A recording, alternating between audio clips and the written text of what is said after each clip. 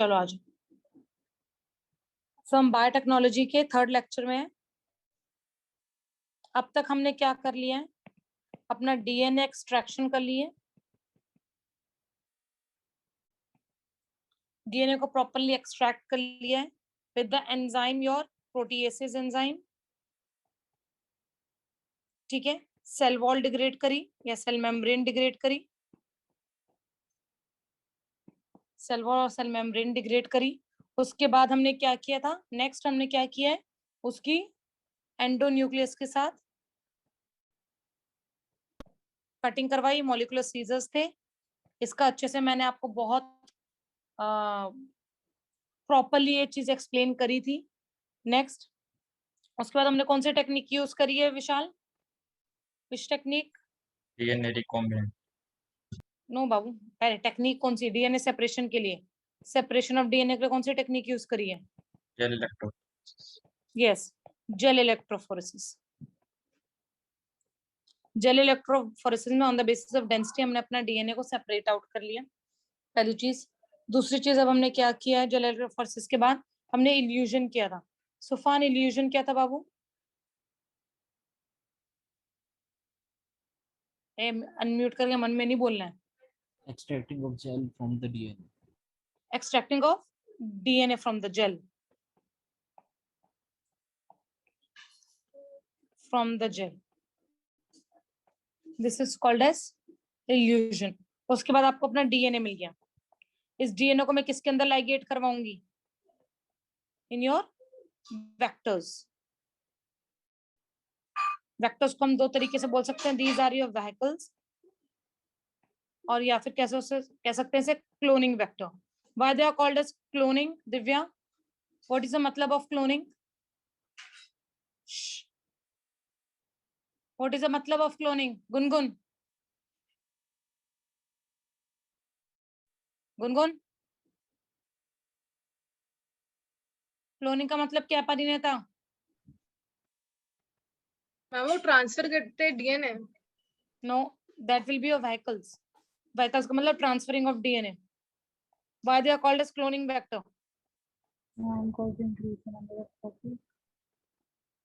To increase the number of copies.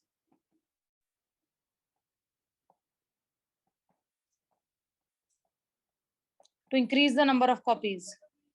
ठीक है, तो क्लोनिंग वेक्टर में हम अपना क्या डालेंगे? योर जीन ऑफ इंटरेस्ट, इसको डालेंगे। इसको डालने के लिए सबसे इंपॉर्टेंट बात क्या है, जिस एंडोन्यूक्लियस के साथ, रिस्ट्रिक्शन एंडोन्यूक्लियस के साथ हमने इसको कट किया था, जिस रिस्ट्रिक्शन एंडोन्यूक्लियस के साथ हमने अपना जीन ऑफ इंटरेस्ट को कट किया है, सेम रिस्ट्रिक्शन एंडोन्यूक्लियस के साथ हम अपने किसको कट करेंगे? क्लोनिंग वेक्टर को कट करेंगे। और इसमें हम प्रेफर करेंगे स्टिकी एंड्स, कि स्टिकी एंड्स वाला जो मॉलिक्यूलर सीजर है वो हम यूज करें, ताकि आराम से आपकी लाइगेशन हो जाए। लाइगेशन के लिए कौन सा एंजाइम यूज होगा भूमिका?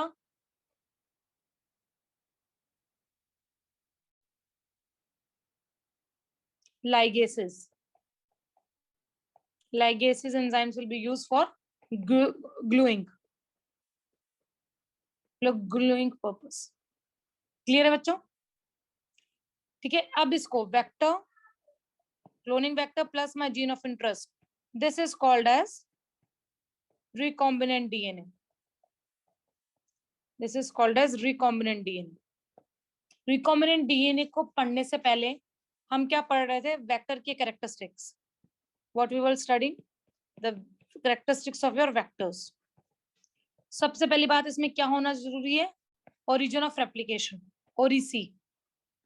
ठीक है, and ORIC must be having a high copy number. High copy number का होना जरूरी है, ठीक है, ताकि आपके नंबर ऑफ कॉपीज बन सके, आपकी क्लोनिंग हो सके। क्लियर है? Clear everyone? ठीक है, नेक्स्ट फिर आपका क्या होना जरूरी है? रिस्ट्रिक्शन साइट्स होनी जरूरी है। रिस्ट्रिक्शन साइट्स होनी जरूरी है। There should be multiple restriction sites multiple restriction sites होनी जरूरी है, लेकिन एक एंडोन्यूक्लियसिस के लिए सिर्फ एक ही रिकॉग्निशन साइट हो। अगर एक से ज्यादा रिकॉग्निशन साइट होगी तो क्या होगा? There will be many fragments, बहुत सारे फ्रैगमेंट्स इकट्ठे हो जाएंगे। There will be many fragments. Clear है? ठीक है। सो एक एंडोन्यूक्लियसिस के लिए एक ही रिस्ट्रिक्शन साइट होनी जरूरी है। अगर रिस्ट्रिक्शन साइट के बारे में हम बात करें तो what is restriction site? A specific sequence, एक ऐसा specific sequence which is palindromic in nature. Palindromic का परिणेता मतलब? मैम मैं लास्ट क्लास में नहीं आई थी। मैंने रिकॉर्डिंग्स अपलोड कर रखी है। मैम मेरे पेपर चल रहे हैं तो मैंने देखी नहीं। पैलाड्रोमिक sequences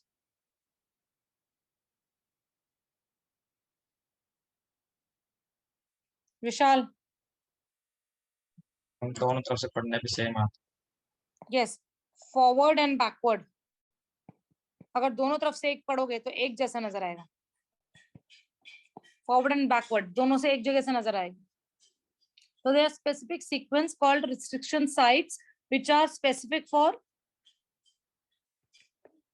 restriction endonucleases. They are specific for restriction endonucleases. ठीक है। नेक्स्ट, तीसरी चीज क्या होनी जरूरी है? Selectable markers. Selectable markers. Selectable markers are what? These are your antibiotic resistance gene.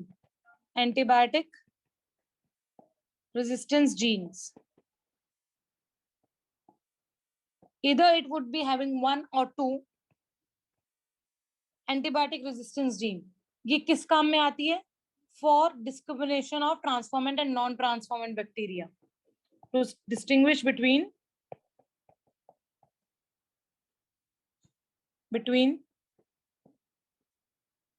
transformant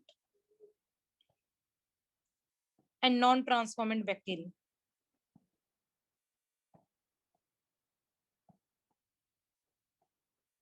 okay, ये हमने पढ़ चुके हैं लास्ट क्लास में। These are the specific sequences. ठीक है, नॉन ट्रांसफॉर्मेंट ट्रांसपोर्ट अभी आज की क्लास में आपको पता चल जाएगा, अगर नहीं पता है तो। ओके, जो हमने अपना प्लाज्मिड किया है, plasmid is a type of cloning vector. Cloning vector, ठीक है, जो प्लाज्मिड हमने यूज किया एज अ क्लोनिंग वेक्टर, जो सबसे पहले यूज हुआ that is PBr322। It is your vector. Clear? इसको याद करने का तरीका है, आ जाओ ध्यान से देखो। एक दिन ऐसा था कि दो बच्चे हुआ करते थे, 12th क्लास के बच्चे थे, उनको इकोलॉजी पढ़नी थी। ठीक है, तो वो सुबह 8 बजे उठे, अपने दिन की शुरुआत करी ओरिसी के साथ। ओरियो खाया उन्होंने। पहले सुन लो, याद हो जाएगा, वरना याद नहीं रहेगा। ठीक है, दो बच्चों का नाम क्या था? PVU1 and PST1। पूर्वी एंड प्रशांत। पूर्वी एंड प्रशांत। ठीक है, वो इकोलॉजी पढ़ने क्लास में आए, जो कि हिंदी में हो रहा था लेक्चर। ठीक है, लेकिन अब दिक्कत क्या थी? जो महक मैम थी तुम्हारी, वो लास्ट टाइम ना एक दिन क्लास से पहले बिग बॉस देख के आ रही थी, बैम मैच में। अब बिग बॉस कौन होस्ट करता है? सलमान खान।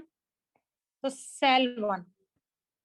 ठीक है, तो इतना ज्यादा अच्छा लेक्चर नहीं है, तो इसकी वजह से एक तो रोप लगा के उसने आत्महत्या कर ली कि भाई मुझसे नहीं होगा, मुझे तो लेक्चर समझ नहीं आएगा, मेरी कॉलेज खराब होगी।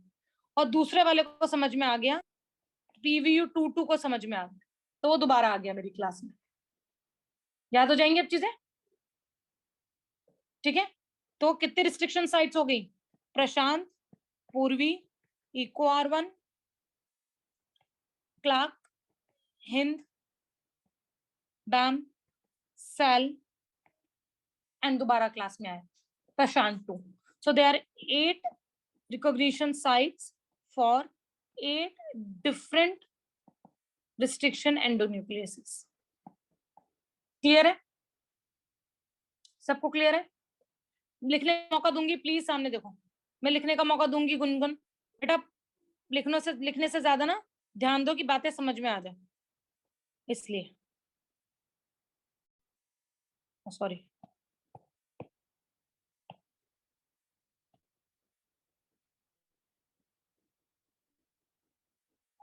अबे यार 2 मिनट।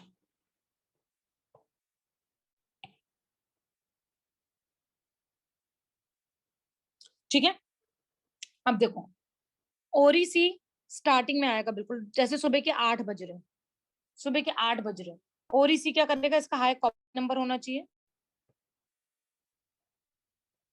इसका हाई कॉपी नंबर होना चाहिए, ठीक है, ताकि नंबर ऑफ कॉपीज हमें ज्यादा मिल सके। ROP is a gene segment which is responsible for producing proteins for replication.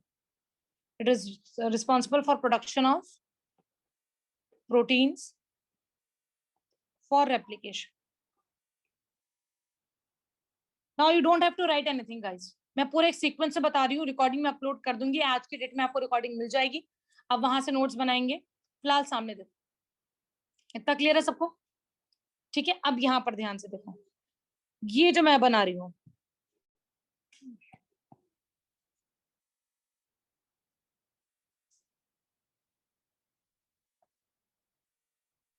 ये वाला part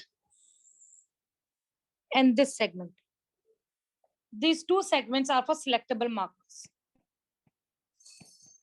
For selectable markers, these are your antibiotic resistance gene site,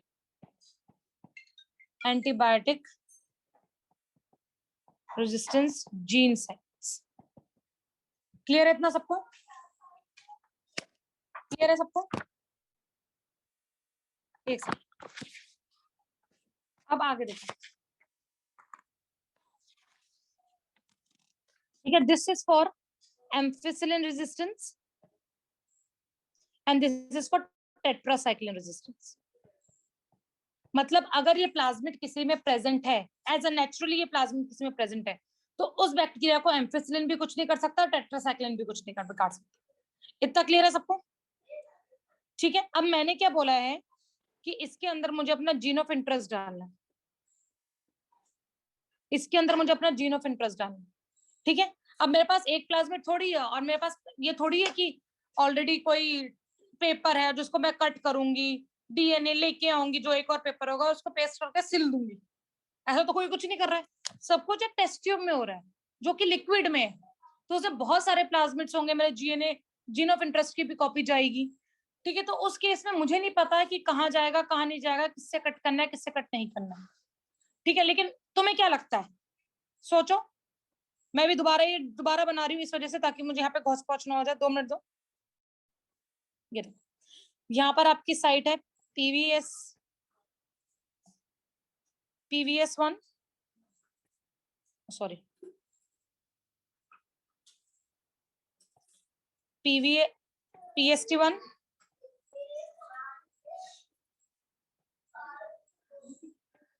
PST1 and PVU1।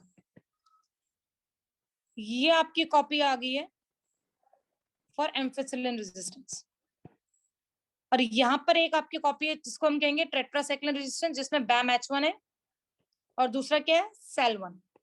अच्छा, एक बात याद रखो, सिर्फ यहाँ पर HindIII है, दिस इज HindIII, और PVR2 है, PVU2, बाकी सारे आपके 1 होंगे, PVU1, PST1, EcoR1, CLAC1, BAM-H1, SEL1, ये सारे आपके 1 में होंगे। HindIII आपको याद रखना है, और जो दोबारा आया है प्रशांत, वो आपको दोबारा याद रखना है।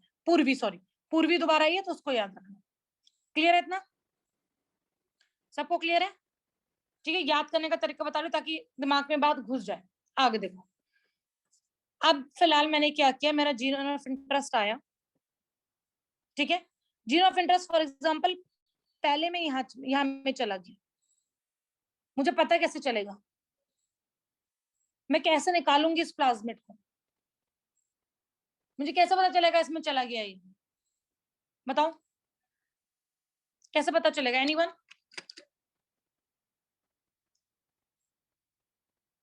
रेजिस्टेंस शो करेगा। रेजिस्टेंस तो एक बात बता, एक ऐसा प्लाज्मिड जिसमें यहाँ पर नहीं गया है, देख ये रहा एक और प्लाज्मिड, ये ले, ठीक है, इसमें ये रहा साइट, एक ये रही साइट, सिंपल सी बात है। अब इसमें जीन ऑफ इंटरेस्ट नहीं गया, ये भी तो रेजिस्टेंस होगा, ये भी तो रेजिस्टेंस होगा, क्यों? एम्फिसिलिन भी इसके पास है, टेट्रासाइक्लिन भी इसके पास है, तो इसमें और इसमें फर्क कैसे पता चलेगा? उसमें जिसका जीन डाला है उसके लिए भी करेगा वो तो। नहीं, वो तो बहुत पूरा नंबर प्रोसीजर हो जाएगा, पहले बैक्टीरिया में जाएगा, बैक्टीरिया जाने के बाद और चीजें करेगा, उसके एक्सप्रेशन होगा। क्या बेटा? बेटा सही, वो उसने भी सेम बात बोली, वो करेक्टर शो करेगा, ऑब्वियसली ये जीन है तो जीन का कोई करेक्टर होगा और वो अपने आप को एक्सप्रेस करेगा, दैट्स ट्रू। लेकिन ये कब होगा? जब ये बैक्टीरिया में जाएगा, बैक्टीरिया में जाने के बाद अपनी कॉपीज बनाएगा, उसके बाद एक्सप्रेस करेगा। तो मेरा तो पूरा एक्सपेरिमेंट अगर ये फेल हो गया तो स्टार्टिंग से करना पड़ेगा मुझे। खुद सोचो, अगर बाय चांस इसके अंदर मैंने ये वाली कॉपी डाल दी तो एक्सप्रेस करेगा ही नहीं। आप क्या करते हो, चाय बनाते हुए टाइम पे चीनी कम है या ज्यादा है, परोसने से पहले छोटा सा चख लेते हो? सोचो, अगर बिल्कुल आखिरी में चखोगे तो दोबारा बनानी नहीं पड़ेगी, सिंपल सा लॉजिक है। तो इसमें एक चीज मैं कर सकती हूँ, क्या मैं अपना जीन ऑफ इंटरेस्ट यहां से हटाकर यहां अगर डाल दूं बैम H1 साइड पे, बैम H1 से मैंने काटा, कट भी जाएगा, ठीक है, और इसकी जगह मैंने origin of gene of interest डाल दिया, क्या अब ये बैक्टीरिया मुझे मिल जाएगा? क्योंकि ये क्योंकि जो टेट्रासाइक्लिन रेजिस्टेंस जीन होगा वो क्या हो गया, डिस्टरप्ट हो गया। डिस्टरप्ट होने की वजह से now no longer it is tetracycline resistance. अब वो टेट्रासाइक्लिन रेजिस्टेंस नहीं रहा। क्लियर है सबको? तो इसको मैं अलग से निकाल सकती हूँ। देखो अब कैसे हो, इसे कहते हैं, अब जो करने वाले हैं हम, selection of selectable marker, sorry selection of recombinant DNA और ट्रांसफॉर्म्ड बैक्टीरिया।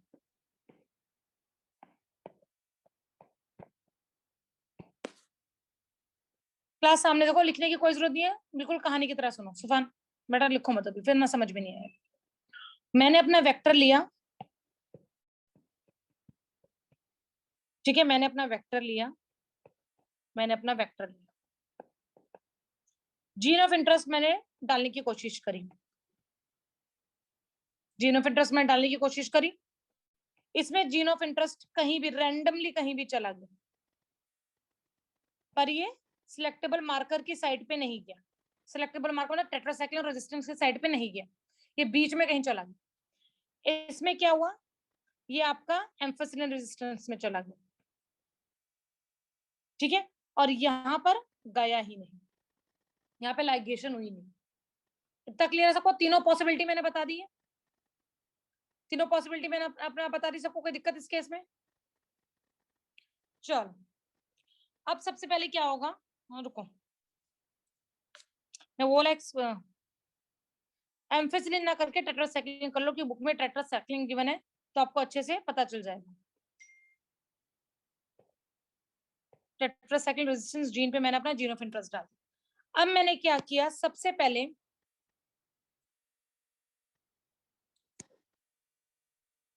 मैं क्या करूंगी, इन सबको प्लेटिंग करूंगी, इन सबको मैं किसके अंदर डालूंगी, बैक्टीरिया के अंदर डाल दूंगी, सारे बैक्टीरिया के अंदर चलेगा, ठीक है, ये वाला प्लाज्मिड भी और बैक्टीरिया भी, एक ही बैक्टीरिया नहीं है, बहुत सारे बैक्टीरिया हैं, सबके अंदर कुछ ना कुछ चला गया, ठीक है, इसके अंदर ये चला गया, इसके अंदर ये चला गया, इसके अंदर ये चला गया। अब मैंने इन सब बैक्टीरिया को ग्रो करवाया, किसमें?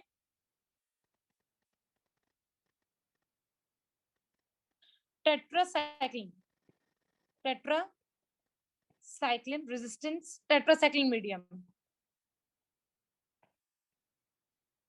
ग्रो करवाया। अब ध्यान से देखो, बिल्कुल ध्यान से, ठीक है। अब यहाँ पर दो, ये पूरी प्लेट है तुम्हारी, ये first bacteria, second bacteria, third bacteria. अब इसमें कौन से ग्रो करेंगे? गुनगुन आ जाओ, अनम्यूट करो अपने आप को। Yes ma'am. अब कौन, देखो एक तो थर्ड बैक्टीरिया कौन सा है जिसके अंदर प्लाज्मिड गया ही नहीं,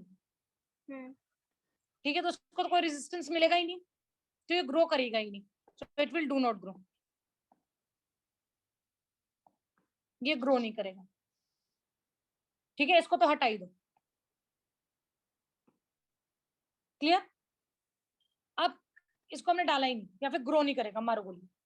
दूसरा आ गया आपका टेट्रासाइक्लिन रेजिस्टेंस में ही, अब एक जीन ऑफ इंटरेस्ट जो रैंडमली कहीं है और एक टेट्रासाइक्लिन रेजिस्टेंस में है, कौन सा ग्रो करेगा और कौन सा ग्रो नहीं करेगा? टेट्रासाइक्लिन वाला ग्रो करेगा, यस, ये ग्रो नहीं करेगा। सो अगर सेकंड बैक्टीरिया इसके अंदर है कहीं, ठीक है, तो वो ग्रो नहीं करेगा।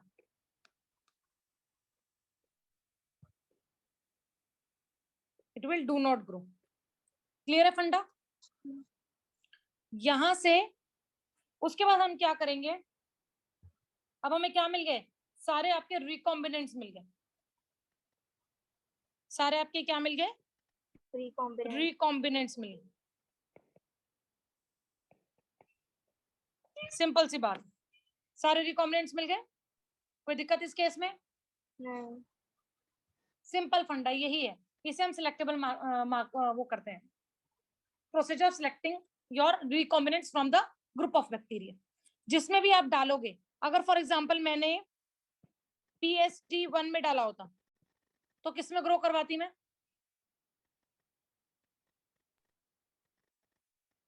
बोलो, PST1 पे कौन सा जीन है? एम्फिसिलिन R, तो कौन से मीडिया में ग्रो नहीं कर पाते? ये एम्फिसिलिन R में ग्रो नहीं कर पाते, क्योंकि अल्टीमेटली वो जीन का सेगमेंट है, उस जीन के सेगमेंट में अपना DNA डाल दे तो पूरा सेगमेंट काम कर पाएगा? नहीं कर पाएगा। क्लियर है? सुफान क्या हुआ, कंफ्यूज हो गया? लगा रहता है शक्ल से। ओके, डोंट वरी, बिल्कुल डोंट वरी। आ जाओ, बुक्स निकालो, पेज नंबर 119, पेज नंबर 119।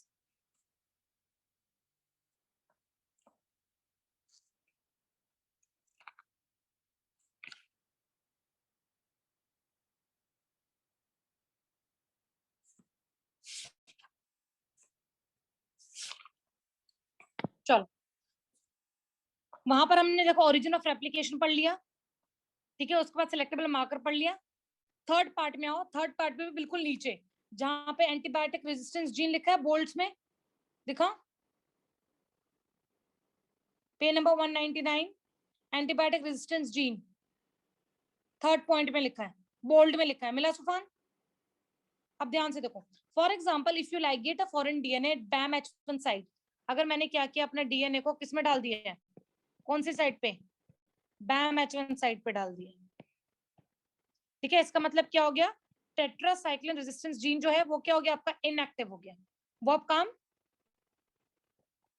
नहीं करेगी। क्लियर है इतना सबको? इतना समझ में आ गया सुफान? अब आगे देखो, the recombinant plasmid will lose the tetracycline resistance gene due to insertion of the foreign DNA। इतना क्लियर है? टेट्रासाइक्लिन रेजिस्टेंस जीन इनएक्टिव हो जाएगा क्योंकि इसके जगह क्या आ गया आपका? फॉरेन DNA आ चुका है, but still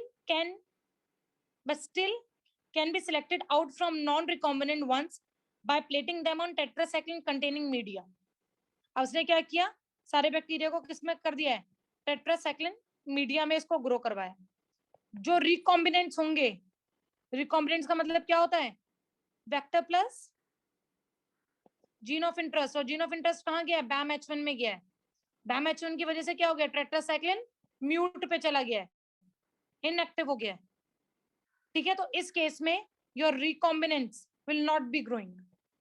Recombinants grow नहीं करेंगे. Clear है? Recombinants grow नहीं करेंगे. आगे देखो, the transformant growing on the ampicillin resistant media this then transfer to the media. अच्छा, इसमें एक और चीज होती है बेटा, for proper procedure टेट्रासाइक्लिन से पहले हम क्या करते हैं, हम इन सारे बैक्टीरिया को पहले एम्फिसिलिन रेजिस्टेंस के अंदर डालेंगे, पहले एम्फिसिलिन मीडिया में डालेंगे, ताकि क्या होगा, हमें वो बैक्टीरिया मिल जाएंगे जिसके अंदर तुम्हारा प्लाज्मिड है. ठीक है, ताकि we will get all those bacteria that have at least plasmids है, कि प्लाज्मिड चले गए.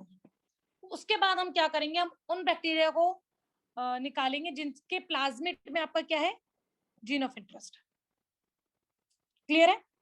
इसको मैं दोबारा बताऊंगी, डोंट वरी. पहले तो एम्फिसिलिन में ग्रो करवाएं. एम्फिसिलिन में आपको क्या मिल गए, सारे वो बैक्टीरिया जिसके अंदर आपका प्लाज्मिड है. ठीक है, क्योंकि प्लाज्मिड के पास एम्फिसिलिन रेजिस्टेंट साइट तो है ही, वो तो कहीं नहीं गई है, तो सारे के सारे ग्रो करेंगे. और उन बैक्टीरिया में से फिर मैं ऐसा बैक्टीरिया लूंगी जिस बैक्टीरिया के अंदर मेरा जीन ऑफ इंटरेस्ट है. कैसे? टेट्रासाइक्लिन मीडिया पे लगाकर. ठीक है, टेट्रासाइक्लिन मीडिया पे क्यों लगाऊंगी, क्योंकि टेट्रासाइक्लिन रेजिस्टेंस जीन पर आपका क्या है, जीन ऑफ इंटरेस्ट है. उसने पूरे टेट्रासाइक्लिन जीन को क्या कर दिया, इनएक्टिव कर दिया. क्लियर? ओके, एक बार दोबारा लॉगिन करो, फिर इसको एग्जांपल से बताती हूँ. अब एक बैक्टीरिया ऐसा है, मैं 3 बैक्टीरिया ले रही हूँ. ठीक है, उसका खुद का डीएनए और मैंने प्लाज्मिड लिए हैं. एक प्लाज्मिड ऐसा नॉर्मल जिसमें एम्फिसिलिन का भी जीन है और टेट्रासाइक्लिन का भी जीन. ठीक है, और एक बैक्टीरिया, एक प्लाज्मिड ऐसा जिसमें एम्फिसिलिन का जीन है पर टेट्रासाइक्लिन की जगह मेरा क्या आ गया, जीन ऑफ इंटरेस्ट आ गया. क्लियर है? अब जब मैं इस प्लाज्मिड को सेल के अंदर डालूंगी, देखो डालने का भी अलग प्रोसीजर है, वो बाद में बताऊंगा. जैसे मैं डालूंगी, किसी में फॉर एग्जांपल नहीं गया, किसी में ये वाला चला गया और किसी में ये वाला चला गया. क्लियर है इतना? सबको क्लियर है? अब मैंने क्या किया, सबसे पहले एम्फिसिलिन रेजिस्टेंस मीडिया पर सारे बैक्टीरिया को ग्रो करवाया. ओके सुफान आ जा बेटा. सुफान क्या है? Yes ma'am. इसमें से ए बी सी कौन सा एम्फिसिलिन रेजिस्टेंस है? सदा सुहागन रहा. ए. हाँ, ए ग्रो कर पाएगा? ए ग्रो नहीं कर सकता, तो इसमें कौन ग्रो करेगा? बी एंड सी ग्रो करेगा. इतना क्लियर है? क्योंकि इसके पास एम्फिसिलिन रेजिस्टेंस जीन नहीं है, तो एम्फिसिलिन क्या करेगा, इस बैक्टीरिया की सेल वॉल को जाएगा, मार देगा, खत्म कर देगा, तहस नहस कर देगा, परमाणु बंध से इसको उड़ा देगा, खत्म बात. तो आपका सिंपल क्या हो गया, एक तो कंप्लीटली एलिमिनेट हो गए जिसके अंदर प्लाज्मिड है. अब ये जिसके अंदर आपका जीन ऑफ इंटरेस्ट है, they are called as transformant bacterias and they are called as non transformant bacterias. इतना क्लियर है? अब नेक्स्ट सुफान अनम्यूट ही रखो. अब मैंने क्या किया, टेट्रासाइक्लिन रेजिस्टेंस मीडिया पे ग्रो करवाया. अब मुझे बता, बी ग्रो करेगा या सी ग्रो करेगा? बी. परफेक्ट, बी ग्रो करेगा, सी ग्रो नहीं करेगा. तो सी को मैं उठा लूंगी, सी मिल गया मुझे. ये पी, फाइनली मुझे ऐसा बैक्टीरिया मिल गया जिसके अंदर मेरा जीन ऑफ इंटरेस्ट अच्छे से है. क्लियर है बच्चों? ये बात समझ में आ गई सबको एग्जांपल्स के थ्रू? भूमिका, विशाल, गुनगुन, सबको क्लियर है? ठीक है, अल्टीमेटली अब आपको क्या मिल गया, आपके ट्रांसफॉर्मेंट बैक्टीरियाज मिल. ये पी, यही है आपकी biotechnology. This is only your biotechnology, कि अल्टीमेटली अब आपको ऐसा मिल जाए. अब क्या होगा, ये प्लाज्मिड अपने आप को रेप्लिकेट करेगा, बिकॉज प्लाज्मिड क्या होता है, सेल्फ रेप्लिकेटरी होते हैं. ये अपने आप को रेप्लिकेट करेंगे और आपकी जीन ऑफ इंटरेस्ट की नंबर ऑफ कॉपीज आपको मिल जाएंगी। आप क्लोनिंग पर्पस के लिए अपना पूरा प्रोसीजर कर रहे हो, ठीक है, लेकिन हम इंडियंस, हम लंबे प्रोसीजर में विश्वास नहीं रखते। भाई इतना लंबा काम क्यों करना। ऑब्वियसली दिव्या की जगह देखो ना, 2 मिनट में पेंटिंग खत्म हो जाती है ना, पेंटिंग खत्म कर लेती हूँ पहले, क्लास बाद में अटेंड करूंगी। मैम उसमें भी 1 घंटे से कंप्लीट कर रही थी, इसलिए मैंने कहा कंप्लीट कर दो। मजाक कर रही हूँ, कोई बात नहीं, ठीक है, इतना क्लियर है सबको। तो इसका एक शॉर्टकट निकला। इसमें देखो प्ले बार बार करना पड़ेगा, पहले एम्फिसिलिन में डालो, फिर टेट्रासाइक्लिन में डालो, आधे बैक्टीरिया तो पेट्री डिश में चिपके रह जाएंगे, मुझे मिलेंगी, ठीक है। तो इसके लिए टुगड़म है, एंड दैट टुगड़म is insertional inactivation. Insertional inactivation. अब ये क्या बला है, देखो सिंपल सी बात है, इंसर्शनल इनएक्टिवेशन का मतलब क्या होता है, एक ऐसा प्लाज्मिड जिसके पास एक ऐसा जीन है, ठीक है, प्लाज्मिड जिसके पास ये जीन है, और ये जीन को हम बोलेंगे this gene is responsible for producing colour. बस ये काम करता है, कलर प्रोड्यूस करता है और कुछ नहीं। मतलब अगर इसे एक सबस्ट्रेट दो, नीचे खोले रखियो, अगर इसे एक सब बेफालतू में स्क्रीन अनशेयर हुई है, मैंने कुछ नहीं किया है, मतलब बेफालतू पंगे लेती है ये मुझसे।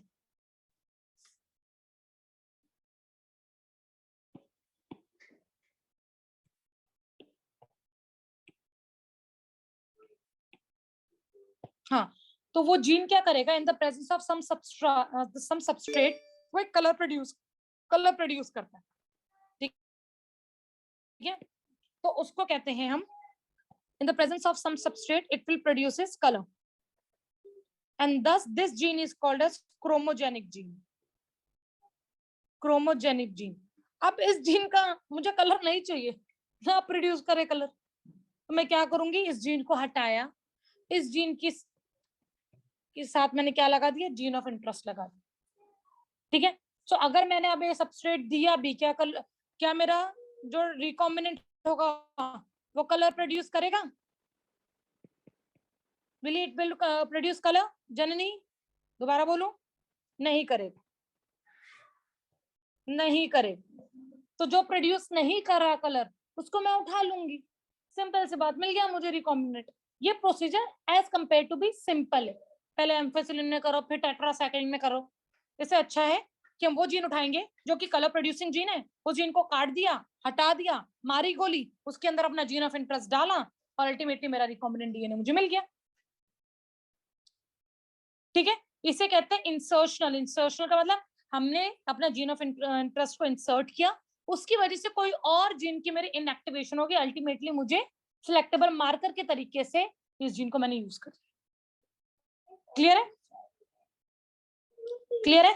ये जो जीन है, this gene codes for an enzyme called beta galactosidase. Beta galactosidase,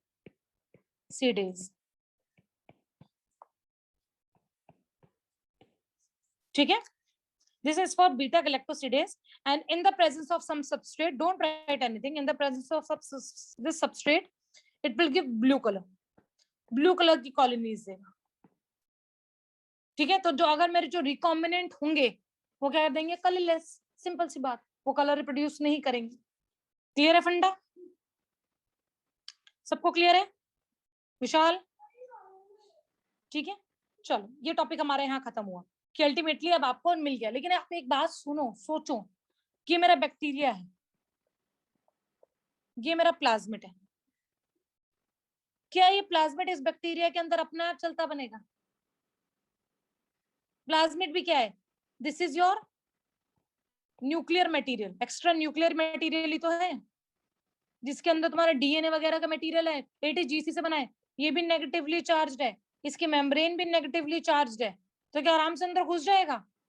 ना ना ना ना नारे नारे नारे नारे। तुम अपने घर में किसी को भी आने दे दोगे? ना ना ना ना नारे नारे नारे।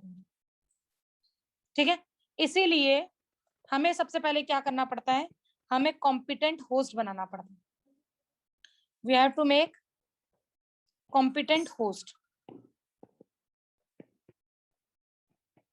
दैट मीन्स उस बैक्टीरिया को कुछ लालच देना पड़ेगा या जबरदस्ती अंदर घुसना पड़ेगा, क्योंकि प्यार से बैक्टीरिया तो घुसाएगा नहीं, जैसे मुझे तुम्हारे साथ करनी पड़ेगी सारी जबरदस्ती, कि पढ़ते हो नहीं तुम लोग।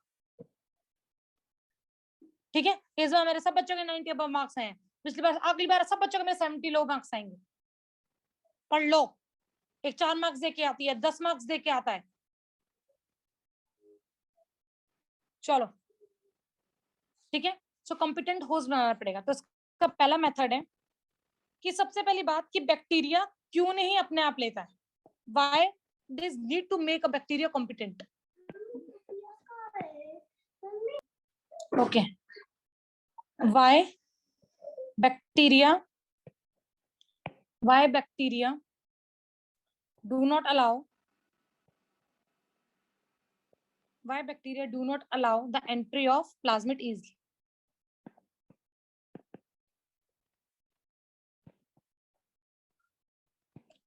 क्यों नहीं अलाउ करता है? क्योंकि डीएनए इज हाइड्रोफिलिक।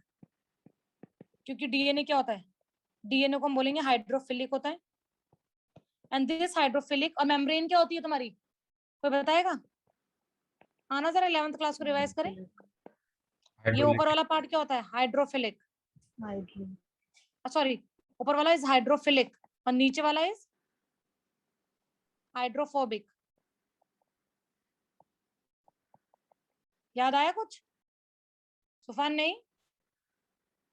ठीक है, बाहर वाला जो बाहर निकलेगा, बाहर की साइड होगा, बारिश होती है जो बाहर कौन जाता है? जिसको बारिश पसंद है। घर में कौन रहता है? अंदर कौन रहता है? जिसको बारिश से नफरत है, कीचड़ होगी मम्मी। ठीक है, इस तरीके से। ठीक है, तो हाइड्रोफिलिक और हाइड्रोफिलिक आपस में क्या करेंगे? रिपेल करेंगे। क्लियर है? इसलिए एंट्री हो नहीं पाती है, तो हमें एंट्री करवानी पड़ती है।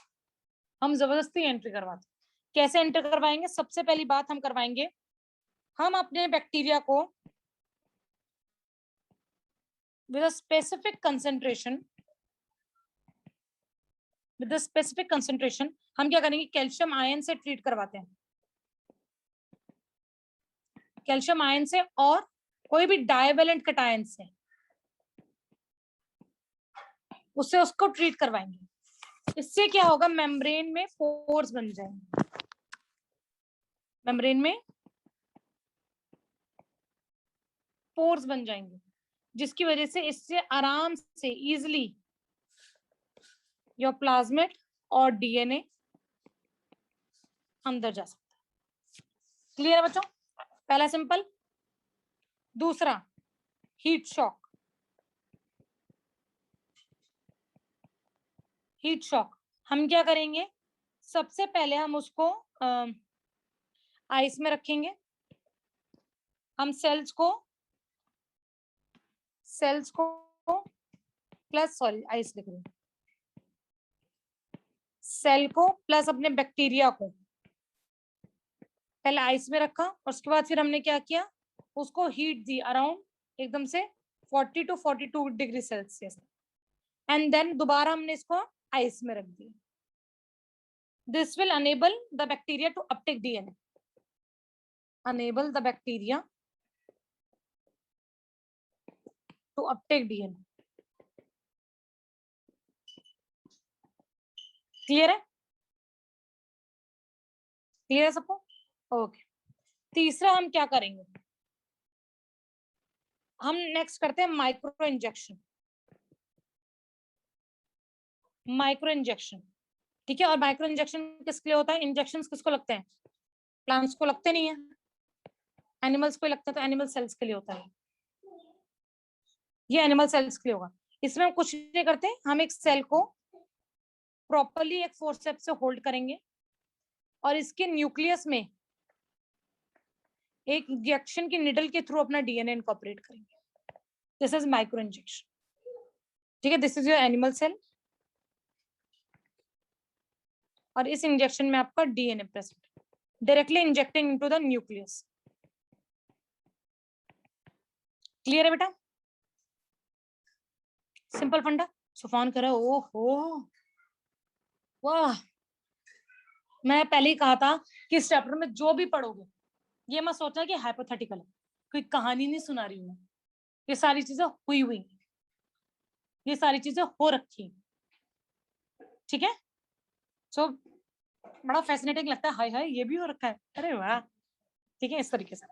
नेक्स्ट फोर्थ है आपका जीन गन, जीन गन और बैलिस्टिक गन, जीन गन और बैलिस्टिक गन। हम इसमें क्या करते हैं, देखो जीन गन या बैलिस्टिक गन आपकी प्लांट्स के लिए होती है, this is for your plants. इस केस में हम क्या करेंगे,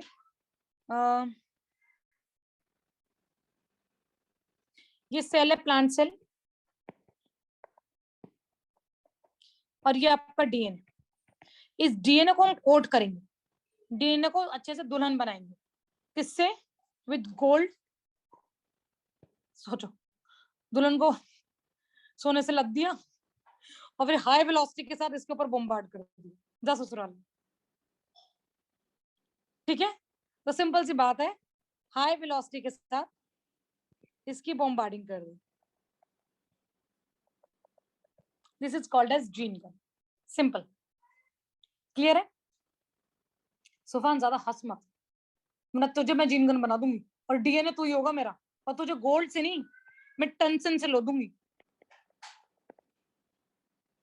ठीक है, गोल्ड से लड़ लो या टंसन से लड़ लो, उसको हाई वेलोसिटी के साथ अपने सेल्स के अंदर डालो, डायरेक्टली अंदर घुस जाएगा। क्लियर है? सबको क्लियर है? Next, the last fourth is your disarmed pathogen. इसका मैं अच्छे से अगली क्लास में एक्सप्लेन करने वाली हूँ, disarmed pathogen. Okay, what do you mean by disarmed pathogen? कि कोई भी पैथोजन है, पैथोजन क्या होता है, डिजीज कॉजिंग ऑर्गेनिज्म, उसके डीएनए में से वो जीन मैंने निकाल दिया जो डिजीज कॉज करता है। जैसे फॉर एग्जांपल सुफान है, 10 मार्क्स खाए ना तूने, 2 दिन तू ही टारगेट बना रहेगा। सुफान है, ठीक है, इसके अंदर एक जीन है जो इसको मार्क्स लाने नहीं देता, तो मैंने क्या किया, वो जीन निकाला और उस जीन के अगेंस्ट में मैंने अपना मनपसंद जीन इसके अंदर डाल दिया। तो वो जो पैथोजन कॉज कर रहा था, जो बीमारी कॉज कर रहा था जीन, वो भी निकल गया। ठीक है, और उसकी जगह मेरा जीन ऑफ इंटरेस्ट आ गया, तो उसे कहते हैं डिसआर्म पैथोजन। क्लियर है? डिसआर्म पैथोजन ये जनरली आपके प्लांट्स के केस में होता है, और इसका बहुत इंपॉर्टेंट एग्जांपल है, अगली क्लास में करवाऊंगी, बहुत इंपॉर्टेंट एग्जांपल है, vectors for plants and animals both, vectors for plants and animal both. Plants के लिए आपका एग्रोबैक्टीरियम ट्यूमिफेसी, एग्रोबैक्टीरियम ट्यूमिफेसी, ठीक है, और एनिमल्स के लिए आपका रेट्रोवायरसेस, रेट्रोवायरसेस। प्लांट्स के लिए एग्रोबैक्टीरियम ट्यूमिफेसी और एनिमल्स के लिए रेट्रोवायरसेस। क्लियर है बच्चा? अब इनमें से इनका जो डिजीज कॉजिंग जीन होगा, इनमें से इनका जो डिजीज कॉजिंग जीन होगा उसको मैं निकाल दूंगी और उसके अंदर अपना जीन ऑफ इंटरेस्ट डाल दूंगी। और ये दो जो दोनों हैं, ये तो चाहते ही हैं कि हम अटैक करें, तो इनको मुझे अटैक करवाने की जरूरत ही नहीं पड़ेगी, इनको मुझे अटैक करवाने की जरूरत ही नहीं पड़ेगी, ये अपने आप अटैक करेंगे। लेकिन अब इसमें फायदा क्या होगा कि ये जो डिजीज कॉज करने जा रहे थे वो डिजीज ना कॉज करके मेरा काम करेंगे। क्लियर है बच्चों? ठीक है, अब इस चैप्टर का मेरा आखिरी पार्ट रह गया है, बिल्कुल अगली क्लास में चैप्टर वाइंड अप हो जाएगा। ठीक है, उसके बाद मैं नेक्स्ट चैप्टर भी साइमल्टेनियसली करवाऊंगी, लेकिन उससे पहले आप टेस्ट देने शुरू करना है आपको अगेन। अब मैं टेस्ट लूंगी आपके 5th चैप्टर का।